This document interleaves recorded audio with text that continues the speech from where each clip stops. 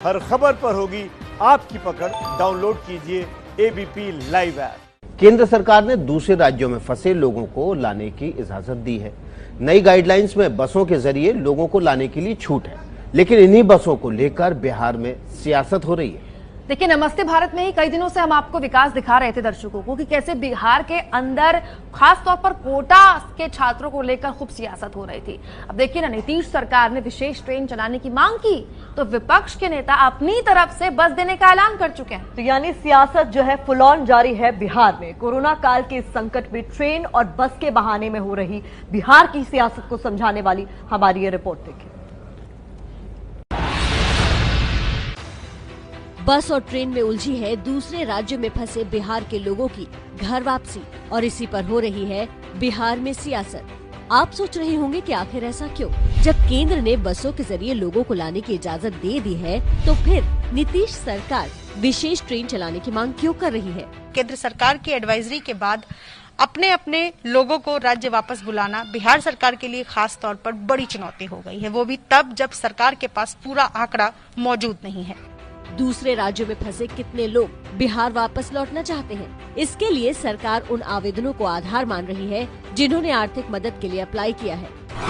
27 लाख लोगों ने मुख्यमंत्री सहायता के लिए आवेदन दिया है। दिल्ली से 5 लाख, महाराष्ट्र से 2,68,000, कर्नाटक से 1 लाख से ज्यादा लोग, गुजरात से 2 लाख से ज्यादा लोगों के आवेदन आए हैं। अगर 27 लाख लोग ही वापस लौटना चाहते हैं तो बसों से घर वापसी में क्या परेशानी है? खुद राज्य के उप मुख्यमंत्री से सुनिए। इतनी बड़ी संख्या में लोग चेन्नई में, बेंगलोर में, मुंबई में रुके हुए हैं, उनको बसों से लाना संभव नहीं है। एक एक बस को 6 दिन 7 दिन लग जाएगा आने और जाने में। और इसलिए मैं भारत सरकार से अपील करना चाहूंगा कि विशेष ट्रेनों की व्यवस्था की जाए, क्योंकि बिना स्पेशल ट्रेन से की व्यवस्था किए हुए केवल बसों से लाना संभव नहीं होगा, इसमें महीनों लग जाएगा। सरकार ने बसों का रोना रोया तो तेजस्वी यादव ने सियासी दांव चलने में देर नहीं की। ट्वीट कर कहा, हम सरकार को 2000 बसें देने को तैयार हैं। सरकार नोडल और प्रशासनिक अधिकारियों की निगरानी में इन बसों का प्रयोग कर सकती है। बसें पटना में कब भेजनी है बताया जाए। बस पर हो रही सियासत में बीजेपी ने तेजस्वी पर तुरंत पलटवार किया। कह रहे हैं कि 2000 बस दे देंगे प्रवासियों को लाने के लिए। बहुत पैसा है राष्ट्रीय जनता दल के पास, मुझे तो बहुत मालूम है ना, और दुनिया को भी मालूम है।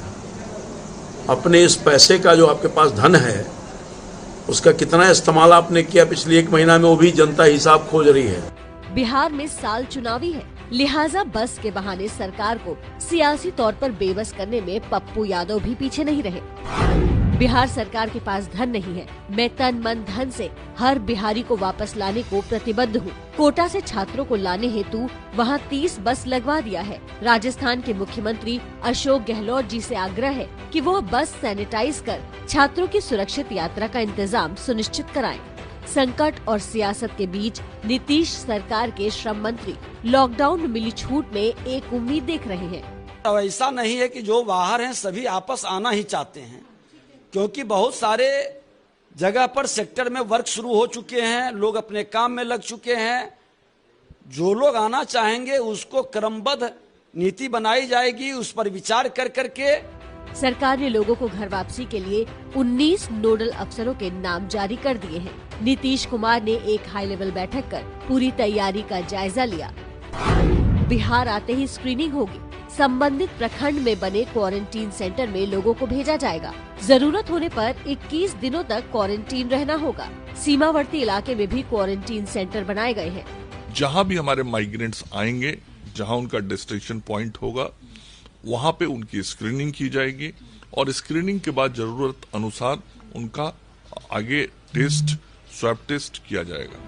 नीतीश सरकार की मांग को पंजाब सरकार के प्रधानमंत्री को लिखी उस चिट्ठी से समर्थन मिला है जिसमें उन्होंने यूपी, बिहार और झारखंड के 10 लाख मजदूरों को भेजने के लिए ट्रेन चलाने की मांग की है। कोरोना के संकट काल में बिहार के गोपालगंज से परेशान करने वाली तस्वीरें आई हैं सामने। बिल्कुल, देखिए कई सारे मजदूर ऐसे हैं जो अलग अलग राज्यों से यहाँ पहुंचे, लेकिन सरकार और प्रशासन ने इनके लिए कोई इंतजाम नहीं किया। जो लोग आना चाहते हैं वो आने को तो बेचैन है, लेकिन उनको ये नहीं पता कि यहाँ आकर उनको कितनी दिक्कतों का सामना करना पड़ेगा। अब हालत ये है कि 50 से ज्यादा मजदूर सड़क पर ही रहने को मजबूर हैं। कोरोना के संकट काल में ये तस्वीरें डराने वाली हैं। एक दूसरे से लिपटकर सड़क पर बेसुध होकर सो रहे ये प्रवासी मजदूर हैं। वो मजदूर जो देश के अलग अलग राज्यों से आए हैं। गोपालगंज के पास बिहार यूपी की सीमा पर इन तस्वीरों में देखिए सामाजिक दूरी का कोई ख्याल नहीं रखा गया। पर इसमें सिर्फ मजदूरों की गलती नहीं है, सरकार और प्रशासन की तरफ से भी इंतजाम ठीक नहीं है। इसलिए ये मजदूर सड़क पर ही रहने को मजबूर है।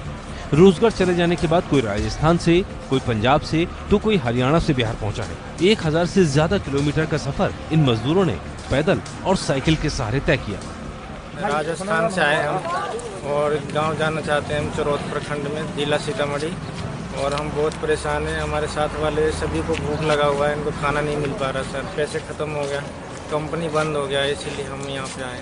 कैसे आए थे आप? पैदल आए। मैं तो हरियाणा से चला हूँ और मैं मधुबनी जिला में बिहार में जाना चाहता हूँ। मैं बैटरी वाला ई रिक्शा चलाता था हरियाणा में। कैसे चले आप लोग? साइकिल से चले, 3 आदमी हरियाणा से। हालांकि गोपालगंज के एसडीएम का कहना है कि तैयारी पूरी है और जल्दी बसों से इन मजदूरों को बिहार के अलग अलग जिलों में भेजा जाएगा। जो भी लोग आएंगे उनका रजिस्ट्रेशन होगा, रजिस्ट्रेशन होने के बाद जिला वार बस खुलेगी यहाँ से और उसमें उन लोगों को बैठा के संबंधित जिला को हैंड ओवर किया। पर जब तक मजदूर गोपालगंज में हैं, कम से कम इनका रहने और खाने का सही इंतजाम तो होना ही चाहिए।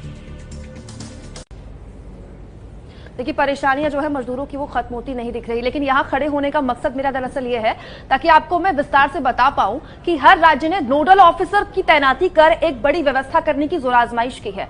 लॉकडाउन में फंसे लोगों के लिए राहत इसीलिए क्योंकि उत्तर प्रदेश ने नोडल अधिकारी नियुक्त कर दिया है। ये फैसला यूपी ने ले लिया है अपने राज्य के लोगों के लिए। बिहार ने भी नोडल अधिकारी नियुक्त कर दिया है। जम्मू कश्मीर ने नोडल अधिकारी नियुक्त करने की तैयारी शुरू कर दी है, अभी नियुक्ति नहीं हुई है। तो ये 3 राज्यों का हाल तो मैंने आपको बता दिया। खासतौर पर यूपी और बिहार के लिए बहुत ही ज्यादा जरूरी था क्योंकि देखिए आबादी के लिहाज से भी ये राज्य बहुत बड़े हैं और घनत्व के लिहाज से भी बहुत बड़े हैं। और देखिए सबसे ज्यादा प्रवासी हैं भी बिहार से, 27 लाख तक का आंकड़ा है। और सरकार के लिए चुनौती ऐसे में ही बड़ी हो जाती है कि इनके लिए कोई खास व्यवस्था इंतजाम किए जाए।